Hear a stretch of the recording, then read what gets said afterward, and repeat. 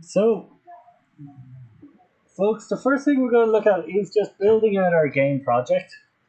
So we're going to look at building out our game project. We're going to look a little bit briefly at terrain, just in case somebody, like if you want mountains or stuff like that outside the window, just so you know how to do that. It's fairly similar to Unity in terms of the terrain stuff. There's just a few kind of unique sort of quirks. But yeah, I think the most important thing for everyone is the ability to build out your games and package them so that you can send them off to people. Hopefully this works for me. I did fail a little while ago, but I think that's because I had a power issue with the laptop. So there's a few things we want to do. The first thing that we kind of need to do is tell Unreal when we package up this project what is going to be our like starting map, basically, or our starting scene. If this was a full game, it would probably be a menu scene.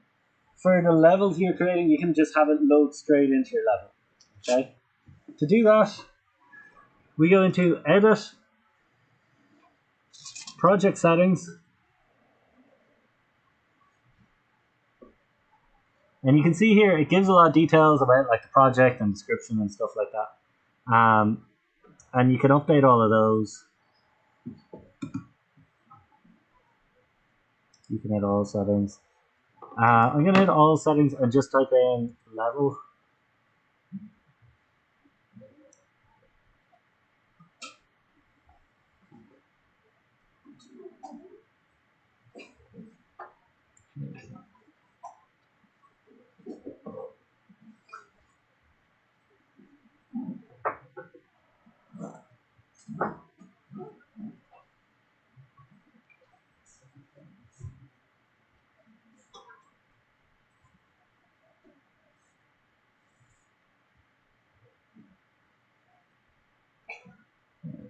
I might have missed it there.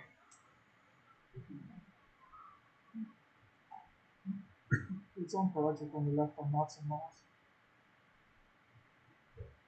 I thought it should come up here, shouldn't it?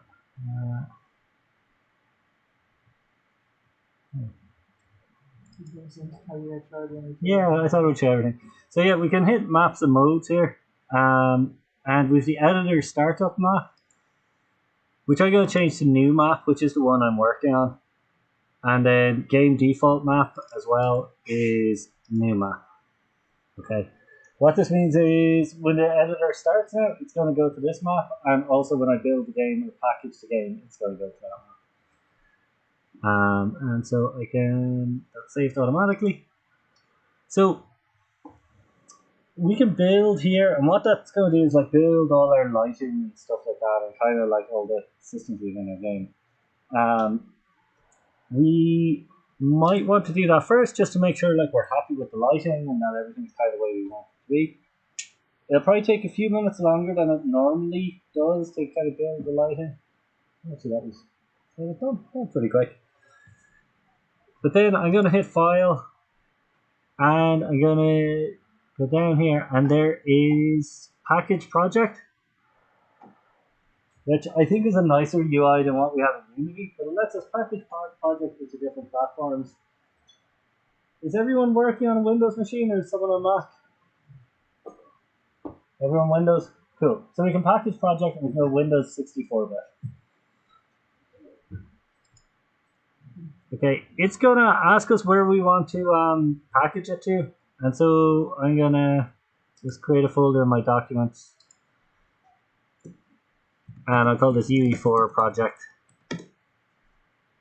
Select folder, and it's going to build there. So it's packaging project for Windows 64-bit. Okay, so this will probably take a minute or two to do. So this is what you're going to upload to itch.io in the downloadable section for your game. so that your game can basically be downloaded and accessed online.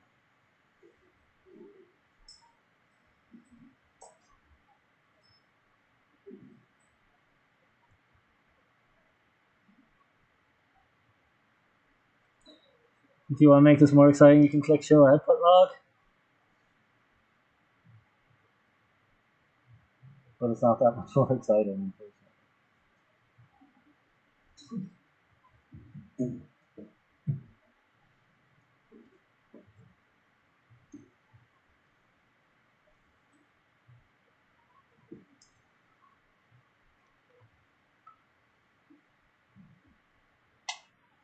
So I think it's nearly there at this stage.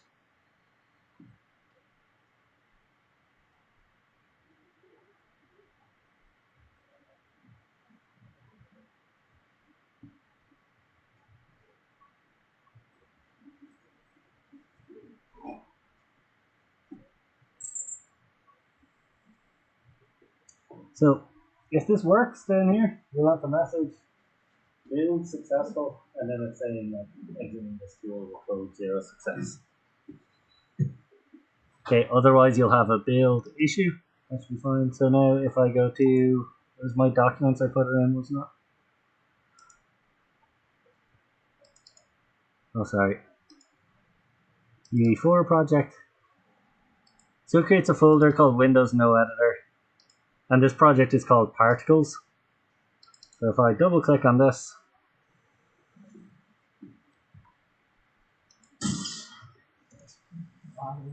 how do I get? Go. Oh.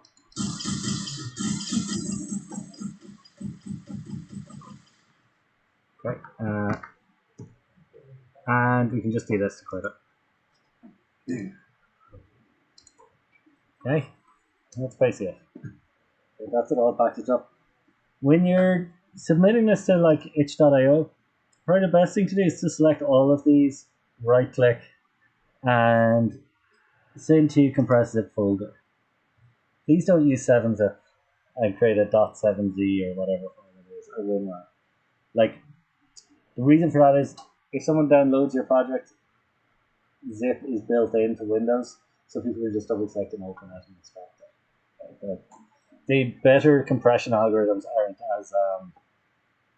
as useful to your own. Yeah, they're not as accessible to people. Like, it'll turn people away from your game, basically. Cool, and you can call this my project, whatever you want, and it's going to be stored there. Okay.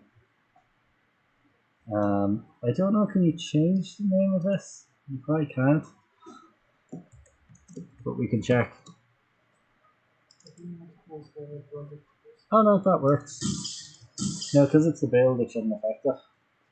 Yeah, so you can change the name. If the exe comes out as like, you know, I've had people put expletive like project for college or something like that. And that generally doesn't look great to the person marking your assignment.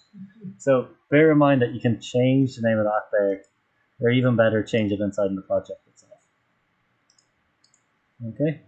Any questions on that process? Pretty straightforward. It makes it very clear what platform you're building for. It's just be aware of that thing with the map, basically, to make sure you're starting the right map. Okay, cool. So the next thing I'm going to show is just like sculpting terrain. I'm not going to go into terrain materials because basically it's building up materials the way we have before, just with a couple of specific nodes for terrain. But I will link you the Unreal kind of details on doing that. So to create terrain, I probably should delete out some of this stuff, but I'm not going to. I'm going to leave this here. And in modes here, I'm going to go to landscape. Okay, so we have a different editor mode for when we're working with terrain called landscape mode. You can either import a landscape from file if you have one, or you can create new. Normally, probably for input, you're going to be creating a new landscape file. Check to see if there's any default materials that we can pop on this. Okay, I'm going to see if the grass material will go on this. You know what? Let's go with our green material and see if that works. that. These sections we don't really need to change. This is about like the size of it and the resolution. But overall, I think it's going to be fine. So let's hit create. And there is our terrain with our material on.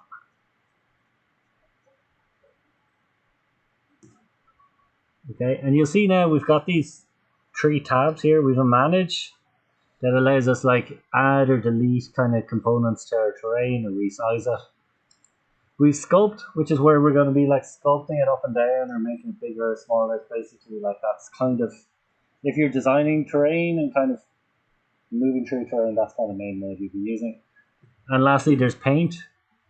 So if we had more landscape materials, we might be like painting paths and stuff like that. Go through our terrain, and maybe painting blue areas to represent water if we're going for this low poly style. So to start off, I'm going to select Sculpt. And here's my brush. And you can hopefully see there, basically Sculpt is going to start adding material like that. So I'm just going to ring around here.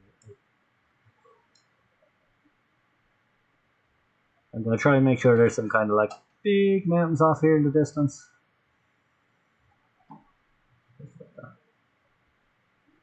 I'll probably have to change my player start in a minute.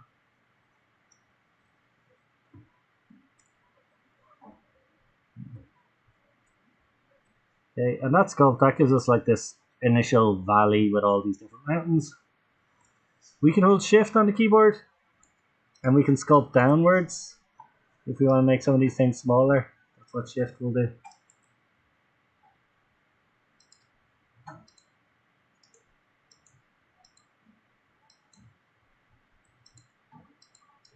So I'm going to gradually press shift here to make that platform visible. Yeah, that should be okay. Now, if you can see here, let's say you can see there, it's very hard to see, but because of just me clicking here, it makes this like perfect circle of the brush. Some things we can do is like change the size of the brush if we want. So that's the brush size here, and the brush fall off is how smooth it is. But another thing we can do is use smooth. And smooth is just going to even out those sort of, I'll try to get on this mountain. So if you see there's probably what it's going to be there, it's going to like smoothen out this double peak, and it should be kind of a smoother mountain basically. So it'll average out some of the settings. Does that make sense what smooth is doing? You can decrease the strength if you want this to be a lighter effect. We can also flatten if we want. So we can select Flattened Target here, hit the eyedropper, and let's say I select there. Now it's going to try and flatten everything to that height that I selected. Okay, so it basically sets a level and tries to flatten to that level. Ramp is going to let us create basically a ramp maybe between, let's say this is our little Christmas base camp and we want like to be able to go from here to here. Okay, let's create one ramp at a time, so we'll add ramp. Okay, and it basically makes a ramp that's going to allow the player to walk up. It's kind of like if you want to be able to make areas, you can walk between these different areas.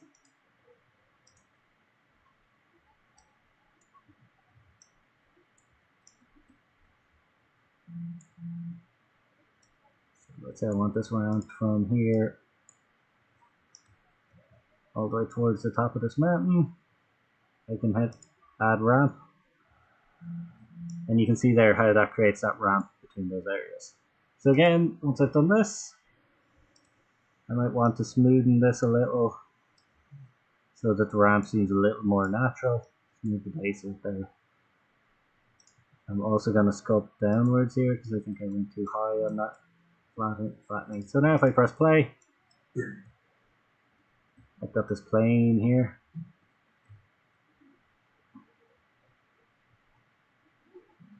I think my ramp is over here.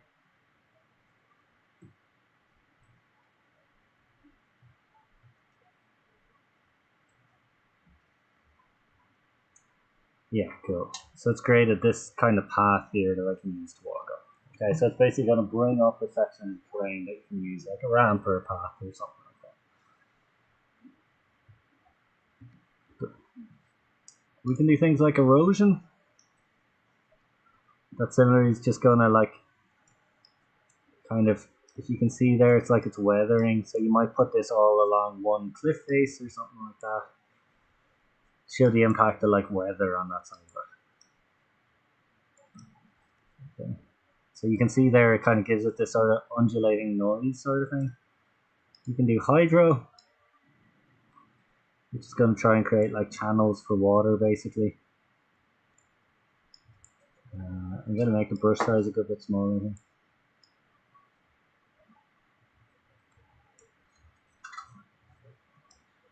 And what this is doing is showing like kind of water channels being sculpted into like the terrain and what we have there basically. Okay, it's just like to simulate erosion from water basically.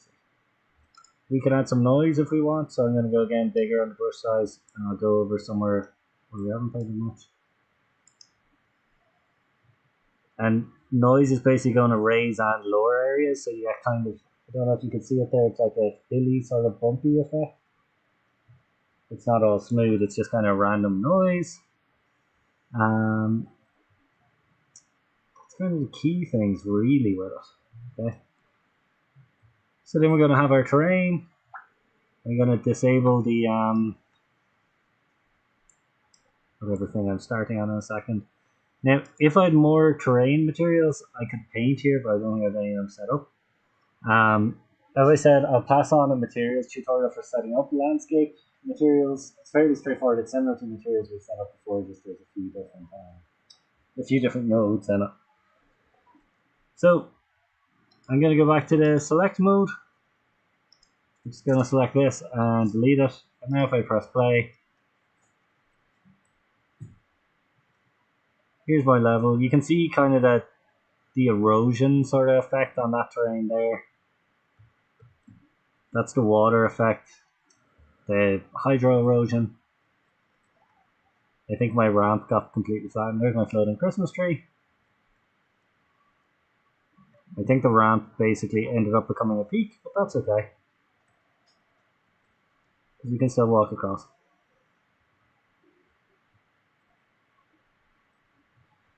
Okay.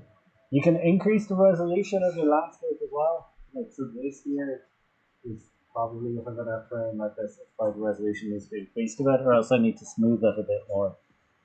If you've low resolution, you need quite smooth terrain so that it blends nicely between the different levels. If you've got a lot of like peaks and troughs and stuff like that, you need higher resolution basically. So it just depends. If you're creating any Irish landscape, basically 90% of the time you can get away with fairly low resolution. We don't have huge like valleys and cliffs all that much. Certain places. Whereas if you're creating terrain that is very much that sort of like there's cliffs and rocks or like something like New Zealand Lord of the Ringsy type terrain, you definitely want quite a detailed terrain basically to represent it like that. But then we have that in our game, and that is basically terrain. Are there any questions on that? It's fairly it's very similar. You've used the terrain tool in Unity before, haven't you? Yeah, no. Unreal a bit, Unreal. Cool. Yeah, so it's very like straightforward. It's just like you're sculpting terrain up and down. If you are doing this for your level, it's probably going to be like areas outside of windows or that you can view from up above. Try and be conscious of like things that break line of sight and stuff like that, so that you don't see the infinite horizon or even worse, the square of the terrain box. So let's say this is my Unreal level and somehow I get to the top of a tower and I look out from here and I can see square on that corner, square on that corner, square. I can't see the square there. But basically I can see the extents of the terrain. If you're going to have something like that in your level, make sure to raise lots of ground around it so that it blocks the horizon line. because otherwise you see where the artificial ground ends. Are many people going to add terrain to outside their level? It's not essential, it's only a thing to do if you I want. think I will have to add on mine. Cool. I'm pretty sure I actually will have.